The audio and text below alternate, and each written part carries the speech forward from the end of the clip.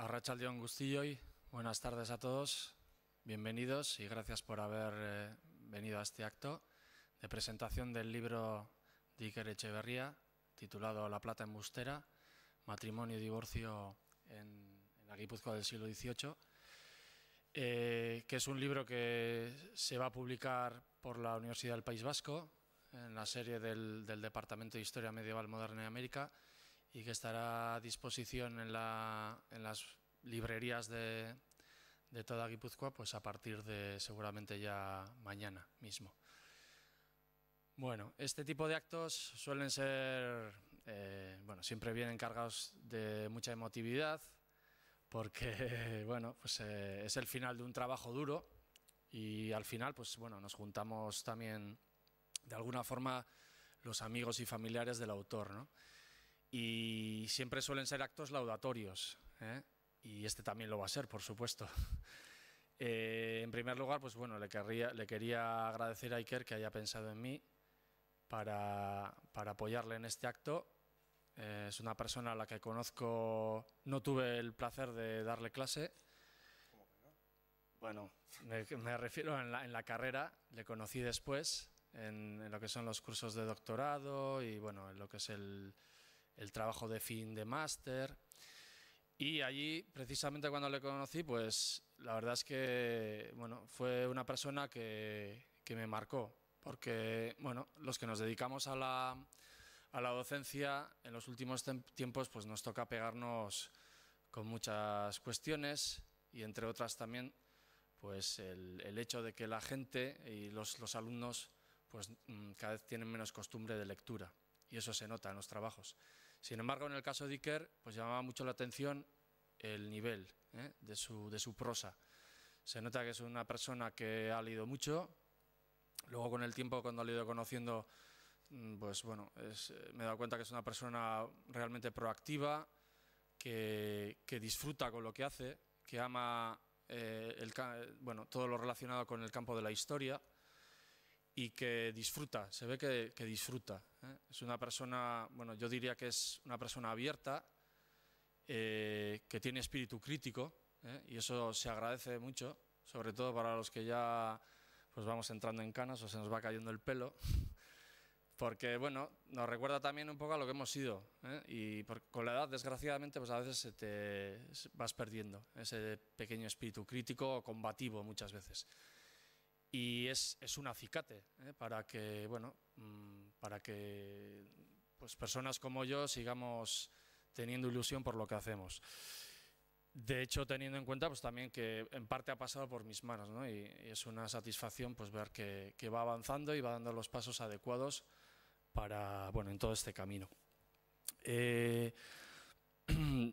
Como decía, yo creo que es una persona abierta a todo tipo de perspectivas, y eso se nota muy bien en el trabajo, porque yo creo que es muy difícil etiquetar este trabajo, y es, digamos, lo que, cuando me acuerdo yo estudiaba, mis profesores hacían hincapié en que había que tratar de hacer estudios multidisciplinares, y este es un ejemplo, básicamente, porque si bien se puede encajar dentro de lo que se puede llamar la historia de género, si es que realmente existe algo parecido a eso, porque también es muy difícil de etiquetar.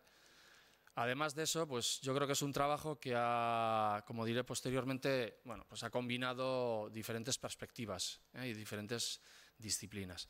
Decía de Iker que es una persona que se nota que le gusta leer, porque eso revierte luego en su prosa. Cuando me pasó este libro para hacer las pertinentes correcciones y pasarle también mis impresiones, la verdad es que, si no recuerdo mal, me lo leí en 3-4 días, básicamente. Es de muy fácil lectura, a pesar de que el original, el borrador, no me acuerdo cuántas hojas tenía. Pero bueno, se leía muy fácil, se lee muy fácil. Y ahora, cuando lo he vuelto a retomar, que he leído alguno de los capítulos otra vez, pues coincido en lo que ya pensaba, que es un libro con una prosa muy fluida y bueno, eso es consecuencia de que se nota que desde pequeño seguramente, y me imagino que eso será labor de la madre, pues ha leído, y ha leído bastante, y ha leído diferentes cosas, ¿de acuerdo? Y eso es una cosa de agradecer, como decía, porque los que nos dedicamos a la docencia, pues por desgracia a veces te toca leerte cosas que, bueno, está dentro del oficio y nos pagan para eso, entonces lo tenemos que hacer, pero siempre cuando está mejor escrito disfrutas mucho más, ¿eh? Bueno, del libro que vamos a presentar y del cual os hablará mucho más Iker, yo quisiera decir como presentación que, bueno, me parece que es un trabajo excelente de microhistoria, en el sentido de que, bueno, coge un caso y lo exprime hasta el final, y desde todas las perspectivas. Lo que, bueno, los historiadores de alguna forma llamamos la historia total, que es, bueno, coger, digamos, un caso y tratar de establecer generalizaciones que sirvan para otra serie de casos. No se queda solo en ese caso, también lo compara con otras perspectivas, con otros ámbitos. Para eso se nota que maneja muy bien todo el registro historiográfico que hay sobre el tema. Es un libro que, como decía antes, se puede catalogar dentro de lo que es la historia del género, o las relaciones del género, pero centrándose básicamente en las cuestiones relacionadas con el matrimonio y todo lo que ello deriva de ello. Además, en un periodo, como es en los siglos XVII y XVIII, en los que de alguna forma la familia es la que supuestamente vertebra toda esa sociedad. Y lo hace desde la perspectiva, además, del fracaso, que es donde realmente, del fracaso de ese matrimonio que él analiza, y de alguna manera ese fracaso es el que hace que salgan a la luz todas las contradicciones que existen en esa sociedad.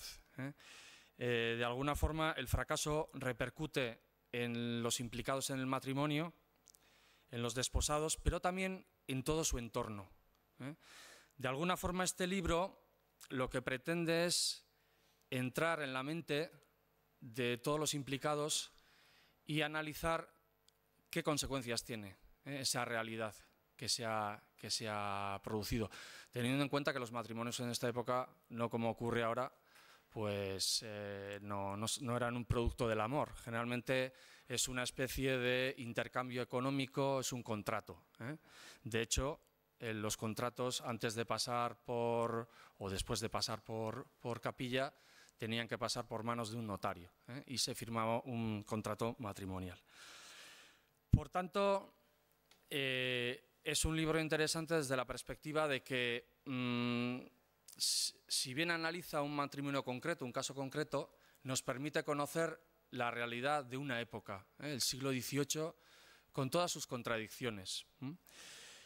Y lo hace además con una metodología que hoy día, bueno, para los que estamos en el mundo de la historia, está a la orden del día.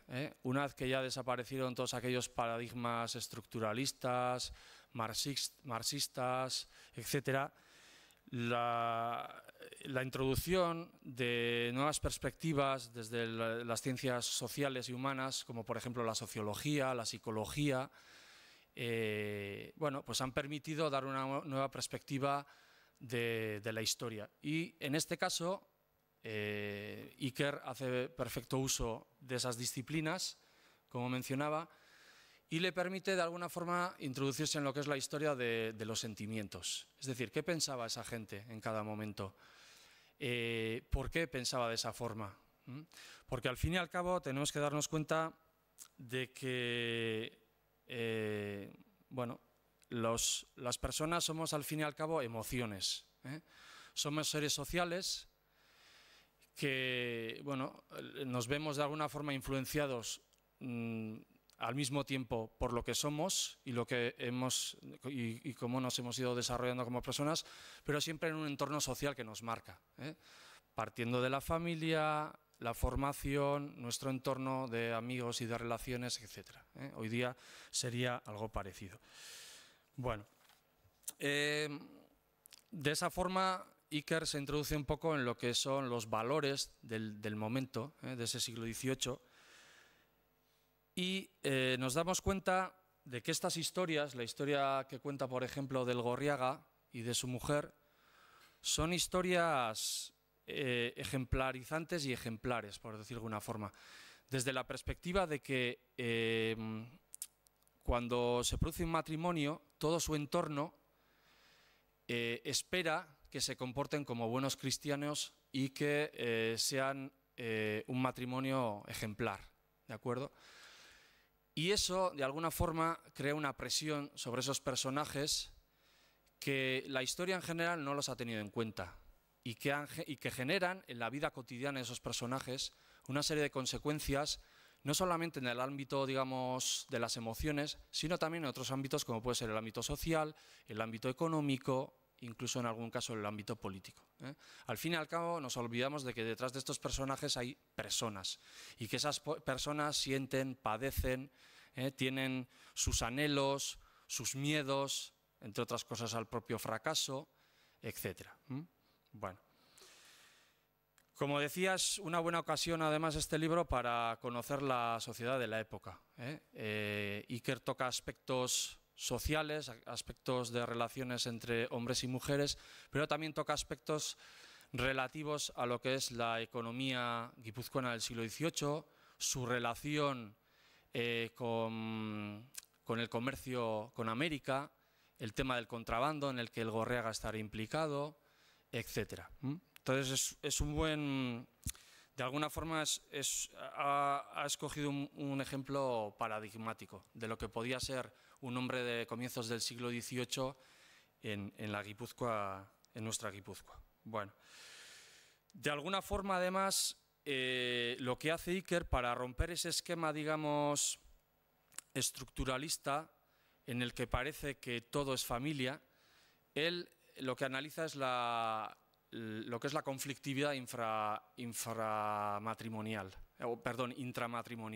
intrafamiliar, que de alguna forma transgrede la paz social, lo que decíamos antes de que todo el mundo espera de esos personajes que se comporten como de alguna forma está establecido. De hecho, en este periodo del siglo XVIII existen tratados sobre el buen matrimonio. Y como no podía ser de otra manera, es la Iglesia y son los religiosos los que marcan esas pautas, porque son ellos quienes marcan quién es un buen cristiano, quién se comporta de una manera cristiana en el matrimonio, porque no debemos de olvidar que el matrimonio tenía unas pautas y unas finalidades concretas.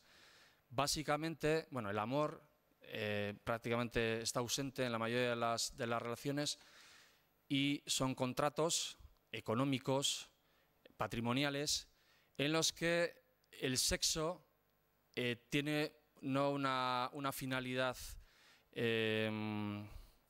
digamos, bueno, tiene una finalidad que es básicamente la de la procreación, no el disfrute de quienes lo practican. Entonces, desde ese punto de vista también se producen una serie de transgresiones, de problemas, de fracasos, podemos decir. Bueno, al fin y al cabo yo cuando estaba leyendo este libro me planteaba, ¿no?, desde mi perspectiva de historiador, que muchas veces, bueno, estamos un poco demasiado inmersos en nuestras propias teorías y nuestros trabajos, si realmente hemos cambiado tanto la sociedad actual. Y te das cuenta de que no hemos cambiado tanto. Al final nos seguimos moviendo, aunque el matrimonio tiene otra perspectiva y otra finalidad hoy día, y las relaciones entre hombres y mujeres también, y por fortuna han ido mejorando, aunque hay mucho todavía que avanzar, te das cuenta de que las cosas en el fondo no han cambiado tanto y de que los hombres y las mujeres seguimos teniendo prácticamente los mismos anhelos, los mismos deseos, las mismas metas y al mismo tiempo también los mismos problemas, los mismos miedos, etc. El qué dirán, ese qué dirán que todavía sigue tan presente en una sociedad como la nuestra, además en la que digamos que la apariencia pues marca todo. tanto para bien como para mal, que se hable de mí aunque hablen mal. Bueno, pues eso es a lo que nos seguimos enfrentando de alguna forma y bueno, espero que la lectura de este libro también ayude de alguna forma a que cada uno de nosotros con su lectura pues aprendamos que al fin y al cabo somos personas y que bueno, dentro de nosotros pues tenemos una serie de anhelos que no son tan diferentes de los que tenían nuestros padres, nuestros abuelos y nuestros tatarabuelos. Y sin más, pues le voy a dar la palabra a Iker para que él ya de alguna forma entre de lleno en el contenido de su trabajo. Sin olvidarme de felicitarle por el excelente trabajo que ha realizado y animaros a todos aquellos que deseéis pues, a haceros con el libro y poder disfrutar de su lectura. Es un libro de historia, pero tranquilamente podría ser una novela. La historia que se encuentra dentro de este libro y la manera en que está redactado, tranquilamente podría ser una novela. No sé si algún día Iker se decidirá a escribir novela histórica, seguro que se forra. De historiador no sé si se va a forrar, pero bueno. Yo creo que tiene todas las herramientas a su mano para poder hacerlo. Eskerrik asko. Mi esker, lo de la novela histórica, flaco favor me has hecho, que mi madre me lo lleva diciendo años y has reforzado esa idea. Bueno, yo, en primer lugar, eskerrik asko etortzagatik denoi, de verdad, muchas gracias. Voy a hablar del libro sin hablar de él, ¿de acuerdo? Lo que propongo en el día de hoy es hacer una breve presentación sobre algunos de los temas que trato en el mismo, ¿de acuerdo? De manera que os pueda resultar más o menos atractivo, no lo sé, pero este tema es, bueno, son cuestiones que abordo en el trabajo y que me llevan rompiendo la cabeza desde hace meses y años, ¿no? Y que voy a compartir con todos vosotros y vosotros, ¿no? Y como cada charla que empiezo, voy a empezar por el concepto género, porque me da mucha rabia. O sea, de verdad, esto es algo que empiezo con cada conferencia. Y no va a ser menos el día de hoy. Quiero que quede bien claro lo que significa género. Ahí tenéis algunos apuntes, ¿vale? Género. Lo digo porque normalmente se oye mucho, se le descalifica al género, hablando, por ejemplo, de ideología del género, etcétera. Cuestiones que, para desprestigiar lo que no deja de ser un concepto, no es nada más, no es ni una ideología ni nada más. Y como veis ahí, y os lo digo, es un elemento constitutivo de las relaciones sociales, ¿de acuerdo? Y una forma primaria de relaciones simbólicas del poder. En este caso, se establecen roles sexuales de naturaleza sociocultural y unas diferencias sociales que el sexo biológico no proporcionan origen, ¿de acuerdo? Quedaos un poco con estas ideas, ¿no? Con el género como una categoría abstracta a la vez y tangible al mismo tiempo que desarrolló en su día una americana en los años 60-70, la historiadora Scott, y que no deja de ser, como ya digo, un elemento, un constructo, una categoría que nos sirve para ver, para analizar lo que en principio es abstracto, pero que en realidad es tangible, ¿no? ¿De acuerdo? Lo digo porque esto, bueno, a los alumnos y alumnas también se lo dejo claro y siempre conviene, ¿no? Vamos a empezar hablando un poquito y... Espera, ¿micro?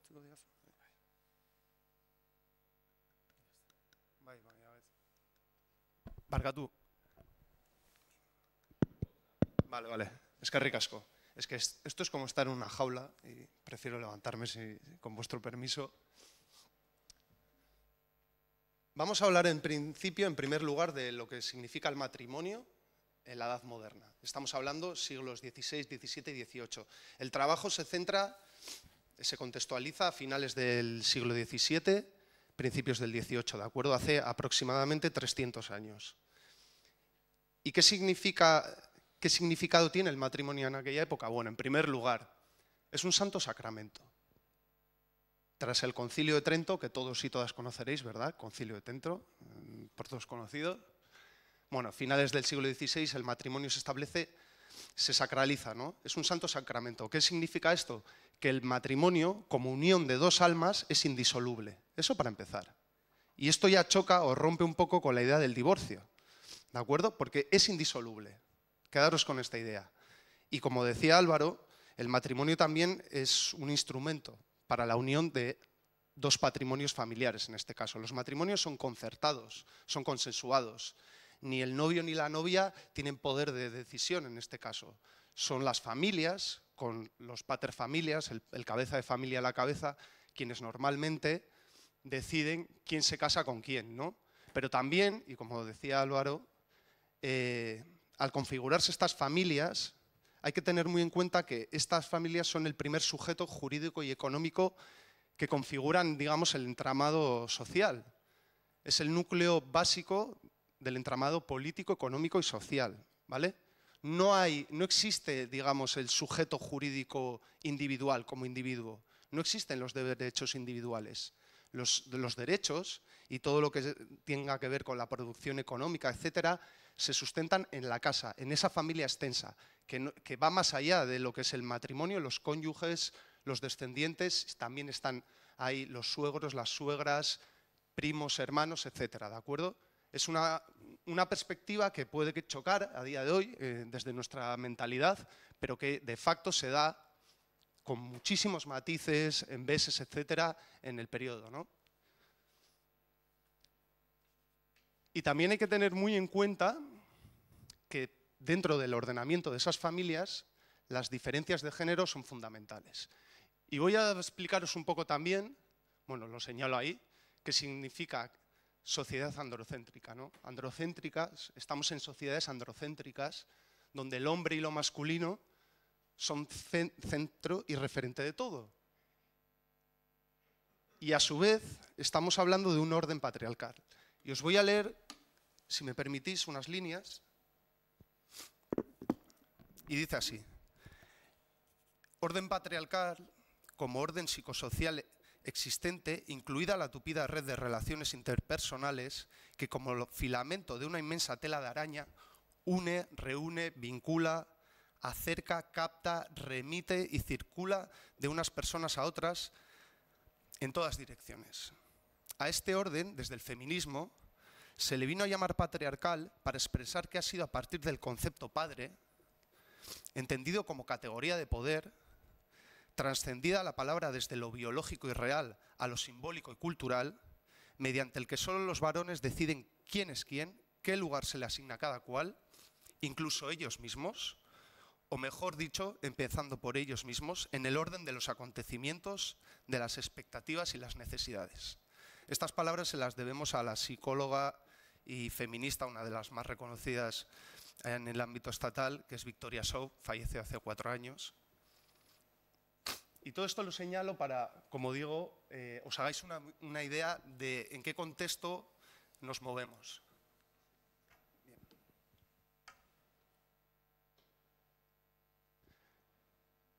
Y además del matrimonio y de todos estos elementos que os señalaba, ¿qué hay de las mujeres, no? Bien, en primer lugar, bueno, lo que ya intuiréis, las mujeres se colocan en un segundo plano respecto al varón dentro de esa familia, ¿no? Porque están supeditadas al paterfamilias, al cabeza de familia, ¿no? Pero también en un plano jurídico, económico, etcétera. Al final, su situación se asemeja a la de un menor, su situación jurídica.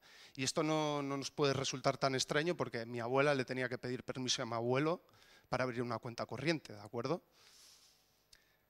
También cargan con buena parte del trabajo productivo y todo el trabajo reproductivo. ¿Esto qué significa? Bueno, productivo, ya sabéis, trabajo productivo es el que ofrece rédito económico, ¿no? Pero el reproductivo, ¿qué ocurre con ese? El trabajo reproductivo significa cuidar de los mayores, de los niños, de la alimentación de toda la familia, las vestiduras, todo, la salud, etc.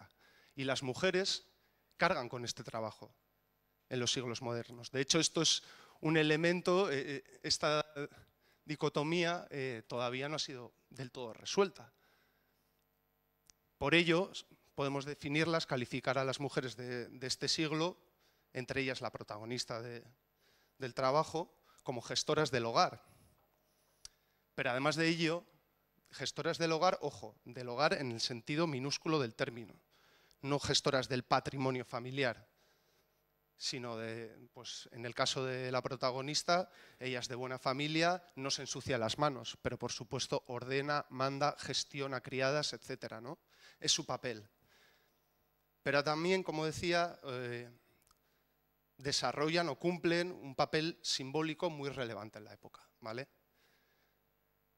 Hablamos de virtud, de dignidad, de castidad, y hablando de castidad, por supuesto, hay que remarcar que su virginidad, su sexualidad no les pertenecerá, sobre todo si hablamos de las élites, ¿de acuerdo? Cuando en un matrimonio hay tanto en juego.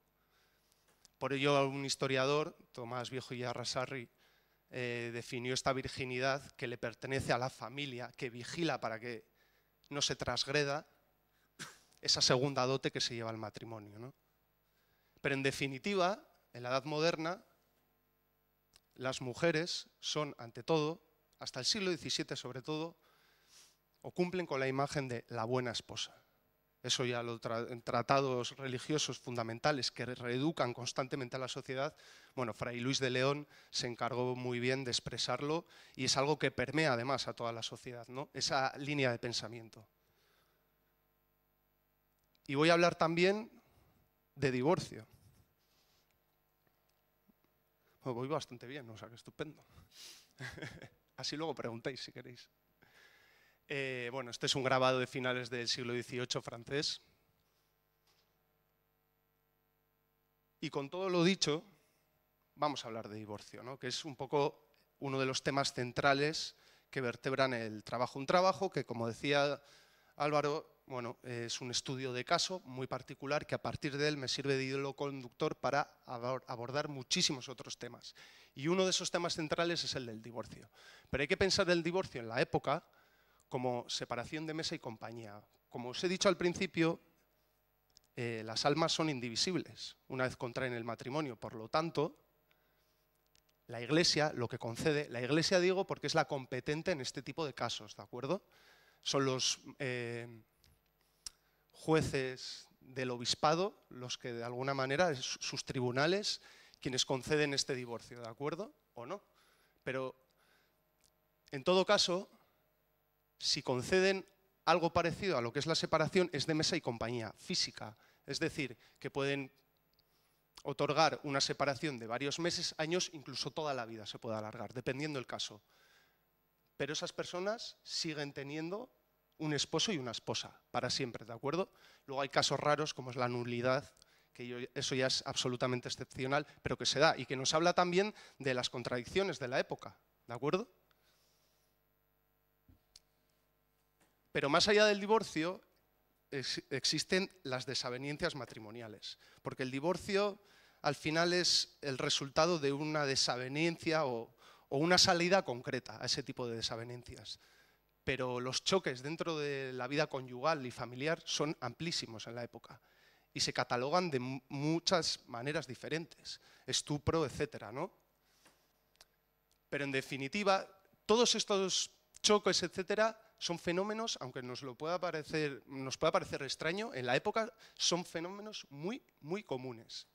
Y yo para el caso de Donosti, siguiendo, Álvaro, lo del este índice de Sales Tirapu que hace para el Obispado de Pamplona, solo con los casos que hay documentados en el archivo del Obispado de Pamplona, he encontrado casi 300 casos para la ciudad de Donostia. Una ciudad con 5.000 habitantes. Esto es una pequeñísima comunidad, ¿de acuerdo? Y ese número es enorme. Y digo enorme porque en 1813 la ciudad se fue a la porra, la destruyeron, se levantó de sus cenizas, pero el archivo ahí quedó. No sabemos nada de digamos, el juzgado de primera instancia civil porque ha desaparecido. Entonces, apenas tenemos datos. Con todo, también hay que tener en cuenta, ¿por qué digo que es muy importante este número? Que las separaciones en la edad moderna suelen darse al margen de los tribunales. Y esto es otro tema al que remito y al que hay que hacer un ejercicio, por el que hay que hacer un ejercicio un poco de reconsideración. Porque el sentido de la justicia en la edad moderna de estas personas no es como el que tenemos a día de hoy. De hecho, el acudir a los tribunales para ellos y para ellas será el último recurso, siempre es el último recurso. Y eso dentro de una monarquía hispánica que de hecho sí que destaca respecto al resto de europeas por tener mayor peso de la justicia, ¿no? Está más socializado, ¿no?, el hecho de recurrir a los tribunales que en otras partes de Europa. Pero aún así, como ya os digo, es el último recurso. La mayor parte de los pleitos y problemas se intentan resolver dentro del ámbito privado, dentro de los muros de ese hogar, sobre todo para evitar que trasciendan a la comunidad, por aquello de lo que el resto pueda pensar o decir, etc. Y también hay que tener en cuenta, para analizar los casos de divorcio, la distancia a la sede del obispado, porque está en Iruña, ¿de acuerdo? Es decir, solo la gente más pudiente se puede permitir llevar un caso en Iruña, paga procuradores, etcétera, trasládate, son 2 días de viaje a Iruña, a Burgos 4, Madrid 8, etcétera. Y en definitiva, casos que en última instancia alarman a las comunidades. Las alarman. Estos son escándalos, directamente, ¿de acuerdo? Hablamos de comunidades muy cerradas, 5.000 habitantes de Donosti, se conocen prácticamente todos y todas, y que además perduran en su memoria, ¿no? Esto lo podréis ver perfectamente en el trabajo. Bueno, os traigo una imagen, una reconstrucción para que lo localicéis un poco, la Donostia de finales del 18 más o menos, y os subrayo ahí la zona donde pudieron vivir, porque ellos vivían en la casa en Beltrán, los protagonistas del trabajo, de este caso de divorcio, ¿no? Del que además no me apetece mucho desvelaros, prefiero que os lo leáis. Y que sepáis, por dato curioso, ¿no? ¿Por qué viven aquí? Esta es la zona noble de la villa. Estas casas, las que dan a la muralla, ¿veis este huequito de aquí? Se corresponde con las portaletas que hay en el bulevar a día de hoy, donde está el Barandiarán hasta la tienda de chuches, ¿no? Eso es. Y es la plaza, es el núcleo fundamental, digamos, de donde hay más vidilla en la ciudad. Pues, la plaza del mercado. Eso es. De ahí los arcos, etcétera. Y la zona, bueno, es la zona noble, donde vive la gente de bien, ¿de acuerdo? Y los protagonistas de este, bueno, Martín del Gorriaga, rico indiano que regresa con fortuna, se compra una casa entera, que normalmente suelen ser compartidas, porque son viviendas muy altas, estrechas. Bueno, Donosti es un caso muy curioso, ¿no?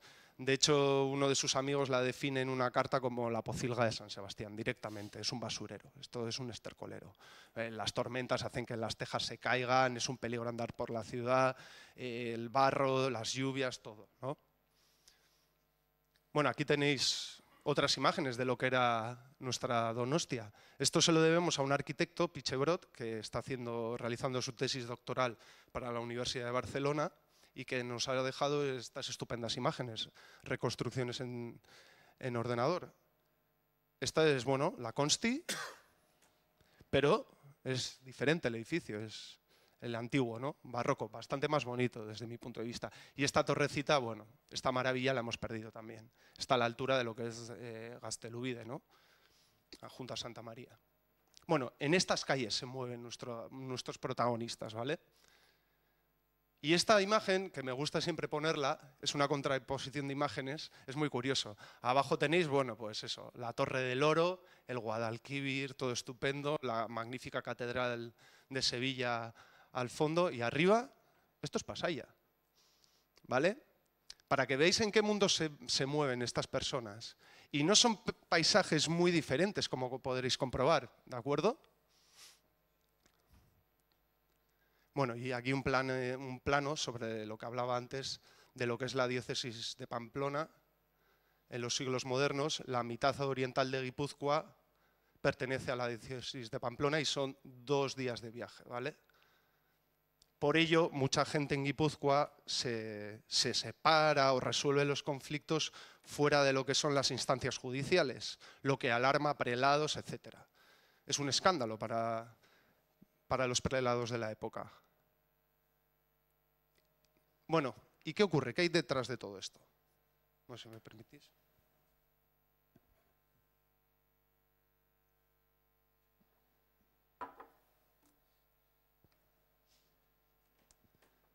Pues como decía Álvaro antes también, existe una respuesta desde la ortodoxia cristiana. Es decir, estamos hablando de conflictos conyugales, matrimoniales, familiares, etcétera, del amor desordenado que dice la historiadora Mónica Bolufer en un trabajo estupendo, de esa familia desordenada, ¿no? ¿Y cuál es la respuesta que se da desde la ortodoxia católica?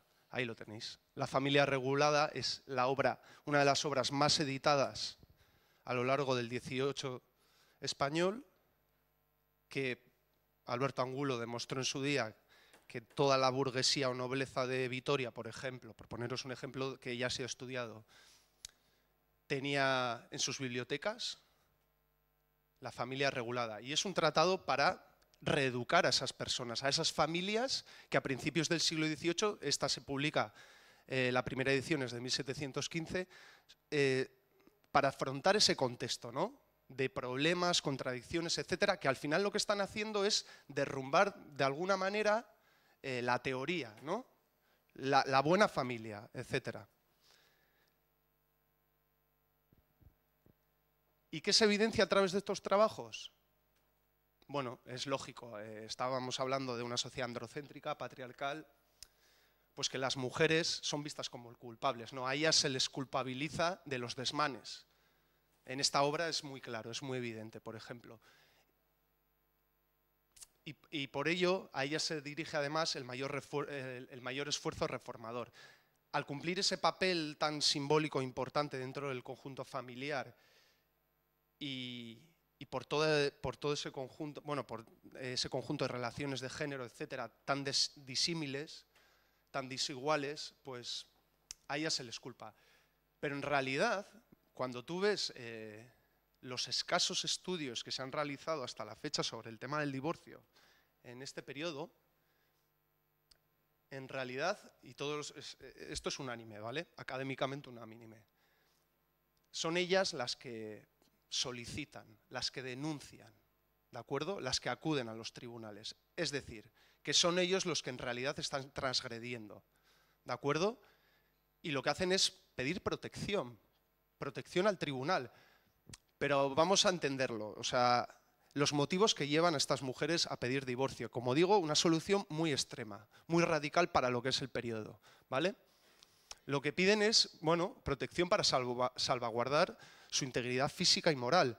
Pero, ojo, el marido podía ser un borracho o incluso corregir físicamente a su esposa y a sus hijos. Eso está admitido por los tribunales y por toda la sociedad.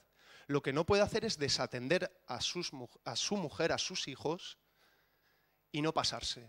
Por lo tanto, la mayor parte de las denuncias son por malos tratos físicos continuados, sevicias, que es amenaza de muerte, que es precisamente el delito que ella le imputa a su marido en esta obra, amenazas de muerte, es decir, delitos muy graves. Por eso ponía ahí entre paréntesis lo de límites, porque fuera de esos límites, la sociedad y los tribunales no aceptan ningún otro tipo de argumento jurídico ni nada por el estilo, ¿de acuerdo? Por ello lo tengo que remarcar aquí. No son insumisas frente al patriarcado, ya nos gustaría desde nuestra actual perspectiva. Son víctimas que desean recuperar su dignidad, nada más. Pero además de esta respuesta ortodoxa, contamos con una respuesta mayor, por así decirlo, que permea más en la sociedad y que se da décadas más tarde. Y la ofrece la Ilustración, ¿de acuerdo? Y a eso voy a ir ahí. Y nos vamos a sumergir un poco en el terreno de los sentimientos y de las emociones. ¿Qué tiene que ver con todo esto, de acuerdo? Bueno, podemos hablar del amor, etcétera, pero vamos a ser más incisivos. Pero antes que nada, 3 gotitas. Las consecuencias de este divortium quatuorum et cohabitationem, ¿no? El divorcio como síntoma de cambio social. Hay que tener en cuenta que el divorcio es un síntoma más, un elemento más, que nos habla de esos cambios sociales que se están operando, que se están dando en el periodo. De tal manera que en el 76, en 1776, Carlos II promulga una real pragmática donde obliga a los hijos menores de edad a pedir el consentimiento de sus padres para el matrimonio. Dices, bueno, si el matrimonio ya se daba de una manera consensuada entre familias y los hijos no tenían nada que hacer, pues precisamente esta real pragmática se publica en este año porque ya se están dando muchísimos casos de matrimonios interclasistas, de hijos y de hijas que, escapando de estas ataduras, huyen o contraen matrimonio con la persona que ellos o ellas desean, ¿no? Y precisamente es una respuesta muy dura, muy desde la ortodoxia, digamos, más civil política, para que me entendáis, a esta situación, a este contexto de cambio social. Y en cambio en la Francia revolucionaria, en la Francia vecina, a 20 kilómetros de aquí, se da una respuesta bastante más, no sé si laxa o tampoco decir contraria, pero es la ley de divorcio civil de 1792. Esto es un hito en la historia.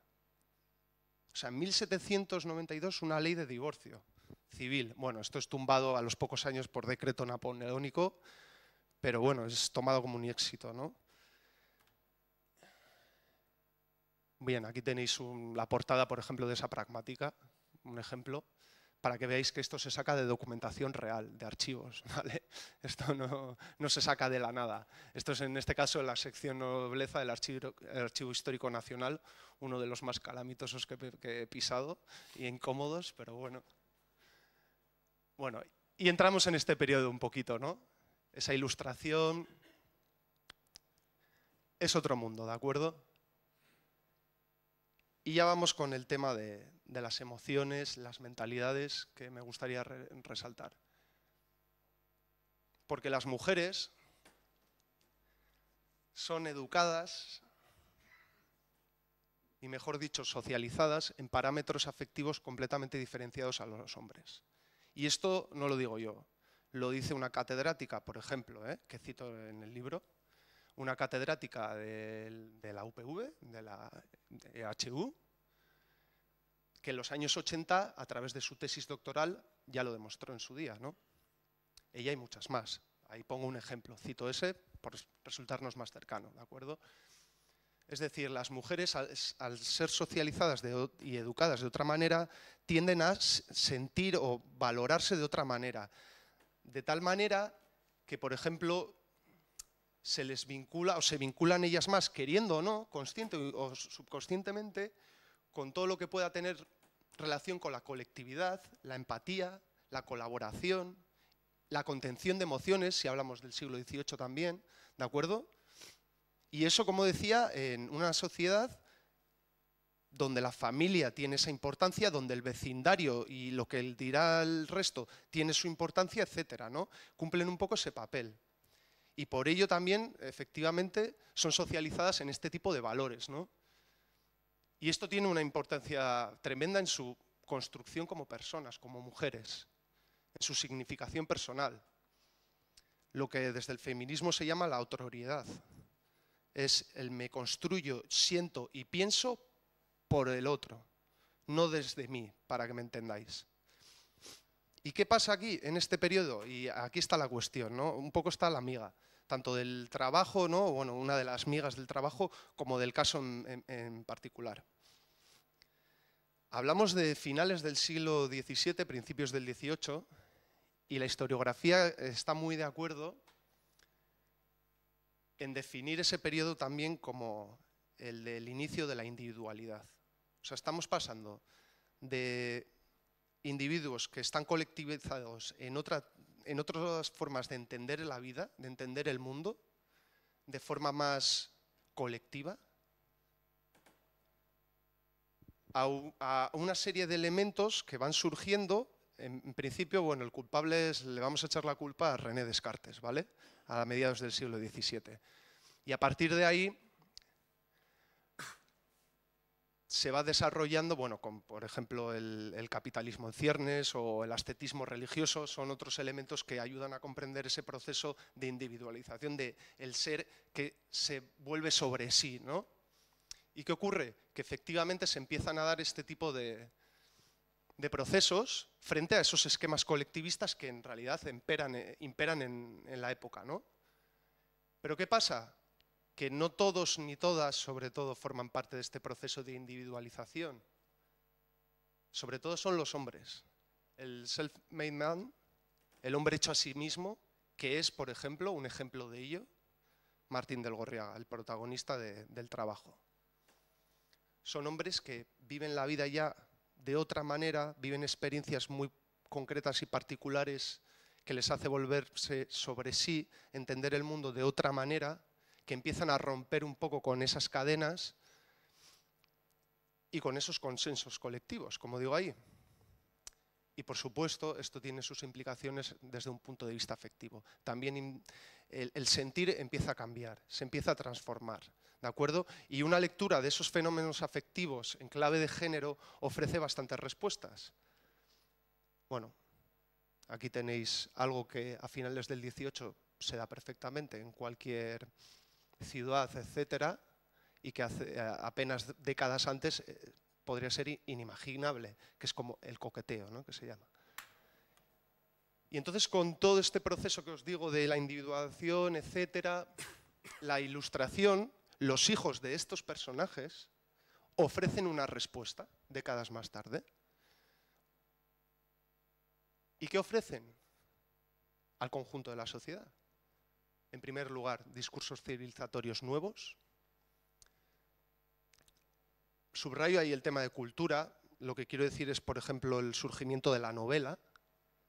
El surgimiento de la novela, que algunos autores y autoras dicen novelas prerrománticas. Y, por supuesto, es el periodo en el que se construye el amor romántico como discurso, el amor romántico conyugal y la maternidad. O sea, lo que nosotros entendemos a día de hoy como amor romántico surge de todos estos procesos, de esa ruptura entre mentalidad más colectiva, de esas fallas en el sistema y en la familia, y su respuesta, la respuesta de estos ilustrados, de esa cultura de la ilustración, es generar esos discursos donde se valora más la elección personal, esos chavales que decía que huían de sus padres, etcétera. Y la sociedad, como digo, ofrece una respuesta, ¿no? Y también, por supuesto, los discursos de la maternidad. El ser madre, hasta entonces, hasta este periodo, mediados del 18, no tiene nada que ver con lo que era antes. Y se acerca mucho, tanto el amor romántico como la maternidad, al sentido que hoy día tenemos. ¿De acuerdo? Del mismo. Eso es otro tema, si queréis lo tratamos en otro momento. Y, por supuesto, se construyen, se da pábulo a nuevos roles de género. Porque las mujeres también serán incluidas en el proceso, pero de otro modo se les asignan nuevos roles y pasamos del de la buena esposa al de la buena esposa y mejor madre. ¿De acuerdo? Esa nueva maternidad. Es lo que se cosifica en El ángel del hogar a mediados del 19 ya. De esto tenéis literatura para aburrir. Bien, como decía, estos constructos se van cristalizando y preludian en ese terreno de los afectos y de las mentalidades el fin de esos parámetros, de esos pilares ideológicos, si queréis, o mentales que sostuvieron el antiguo régimen. Ahora bien, las mujeres, por supuesto, quedarán excluidas del proceso. Y como decía antes, no porque no formaran parte del mismo, porque se les asignan nuevos roles, etcétera, sino porque no son incorporadas al terreno de la significación emocional individual. O sea, su proceso es posterior. La incorporación de las mujeres a todo esto que decía del self-made man, etcétera, lleva otro recorrido. Las voces más críticas del periodo, que son islas, como por ejemplo Amari Borbón o Olympia de Gaulle o Mary Wollstonecraft, son islas y que de hecho, casualidad o no, llevan una vida completamente autónoma, fuera, o sea, lo más cercano a lo individual que podamos entender, fuera de todos estos esquemas, ¿no? Y esto tiene su importancia, su relevancia, es una comedura de tarro absolutamente tremenda, pero que no viene de mí, no me la he inventado, y que espero que os interese y lo tenéis ahí absolutamente más desarrollado. Para acabar aquí, porque el libro acaba aquí, con todas estas cuestiones y en este lugar. No sé si lo reconoceréis. ¿No, verdad? ¿Eh? Orida. Mira, una alumna aventajada mía que ha venido a verme. Es la Plaza Sarriegui, ¿de acuerdo? Ahora los vecinos del Ubijo echamos la basura ahí y hay 4 terrazas, pero mirad lo que era, ¿no? Digo, pongo esta imagen porque justo es aquí donde desemboca la calle en Beltrán, donde se dieron esos hechos terribles que cuenta la obra. Es todo un dramón, un novelón, o sea, a la altura de... Puedes hacer una lectura casi de tipo Conde del Montecristo, venganzas, hay de todo ahí, ¿de acuerdo? Y es al final un caso de divorcio que al final no se da, el tribunal no concede el divorcio y cuyas consecuencias para sus protagonistas son terribles. Al fin y al cabo, tal es el impacto que genera a principios del 17, mucho antes de esos cambios que os estaba hablando, décadas antes, pero que son los que sirven de motor para esos cambios. Como decía, estas personas que habitan estas calles, en primer lugar, él abandonará el mundo de los negocios, será estigmatizado de alguna manera, ¿no? Tendrá que abandonarlos, no negociará nunca más. Pero ella acaba sola, prácticamente sola, empobrecida y muerta de frío en Burgos, en seguimiento de la causa. ¿De acuerdo? Para que veáis el contraste a nivel de consecuencias de un caso como este. Terrible caso, pero muy ilustrativo de, como decía Álvaro, esas contradicciones y esas mentalidades. Esta es una historia también un poco psicológica, si lo queréis decir así, verlo así. Es una historia que en sus formas se asemeja a la llamada microhistoria, que permite tomarse una serie de licencias narrativas que hacen de la lectura, bueno, que hacen que sea más ágil y que realmente, bueno, oye, yo he disfrutado muchísimo escribiendo este trabajo y espero que a vosotros, si os animáis, también os guste. Bueno, mi Jasker, yo creo que he sido breve. Si queréis hacer lanzar algún comentario, cuestión, etcétera, bienvenido sea. Marca tú, como online gaudé, que se dice, esto se está emitiendo en streaming, entonces necesitamos... En la consulta de tus archivos en el Obispado de Pamplona, bueno, ¿has podido constatar, digamos, casos de concubinato en la burguesía, como había en el clero? ¿Has podido constatar casos de no? No es un tema que haya trabajado, pero que sí que han trabajado otros y otras. No podríamos hablar de concubinato, pero por ejemplo al siglo XVI, justo antes del Concilio de Trento, precisamente una de las razones que empuja a crearse ese concilio es los desmanes que hay dentro de la Iglesia, ¿no? Y sí que hay casos documentados y publicados sobre párrocos, sobre todo en localidades pequeñas, en una Guipúzcoa, por ejemplo. Álvaro también te podría hablar algo más sobre el tema, en el que se ven esos párrocos viviendo con mujeres sin ningún tipo de problema. La comunidad no pone pegas porque al final es que estamos hablando de principios del siglo XV, finales del XV, principios del XVI, antes de ese concilio de Trento, donde la religión cristiana, aunque pueda parecernos raro, todavía no ha permeado tanto como podríamos creer en la sociedad. Se dan, también cosas raras, ¿no? Se mezclan elementos como con el paganismo, lo que podemos llamar paganismo, ¿no? Esas religiones más antiguas. Es un periodo de transformación, de no asentamiento todavía total del catolicismo. De hecho, dicen que hasta el XIX no es cuando realmente en Europa es el auge del catolicismo, ¿no? Hasta el siglo XIX. Respecto del clero, no deja de ser curioso, fíjate, en 1700, a mediados del 18, las círculos de Calahorra se dirigen al clero guipuzcoano diciéndole que sea discreto, es decir, que si tiene una mujer por necesidad, pero que no tenga más. Pero la crítica no iba, como se puede pensar, por el hecho de la práctica de una vida sexual necesaria, ¿no? Sino porque a través de la dotación a los hijos del clérigo salían las propiedades de la Iglesia. Y cada vez la Iglesia es más pobre en donaciones, ¿no? Entonces ese es la primera. Yo pensaba que igual la burguesía también decía, bueno, pues si el clero vive en concubinato y esto está permitido y no mal visto por la Iglesia, ¿por qué no nosotros los burgueses no podemos practicar lo mismo, ¿no? Bueno. No has constatado casos, ¿no? No, pero hay casos estudiados. La burguesía tenía hijos fuera del matrimonio, sin ninguna duda. Sí. Algunos de ellos admitidos y otros no admitidos, a los que de alguna forma mantenían. Claro. Y de hecho en las mandas testamentarias se ve como incluso hijos que no han sido de alguna forma admitidos, pues se les da una partida para que puedan continuar. O en algunos casos, viendo la descendencia directa, se retoma esos hijos bastardos y llegan a ser incluso grandes comerciantes, etc.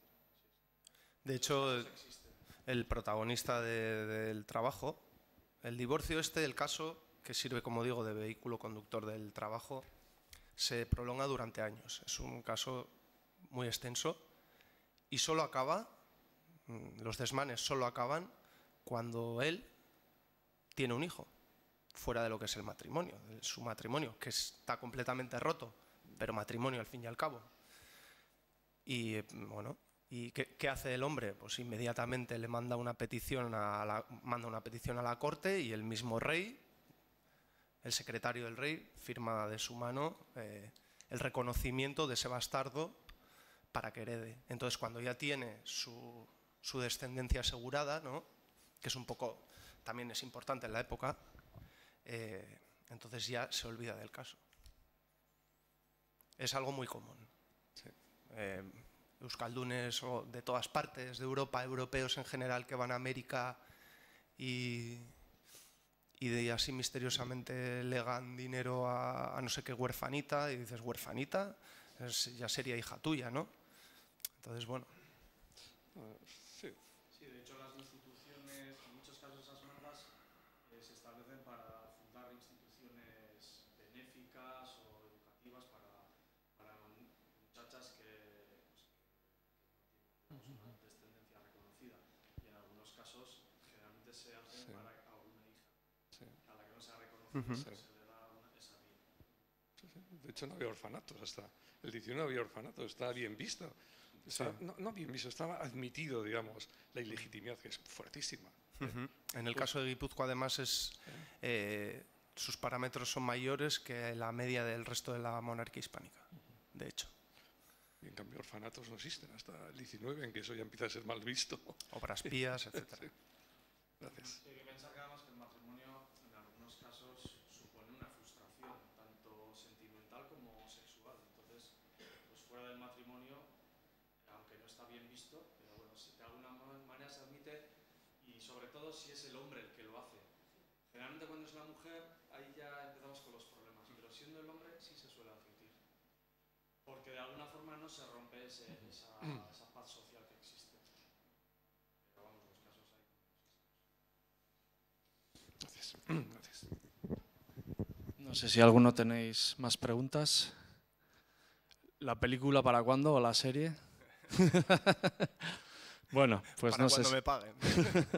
Si tenéis alguna pregunta, si no, pues damos por finalizada esta presentación y nada, como hemos dicho antes, pues animaros a la lectura del libro y nada, pues Lo tenéis felicitarle. en el CAR a partir del viernes, creo, en Amazon, donde queráis, básicamente. Felicitarle a Iker por el trabajo realizado.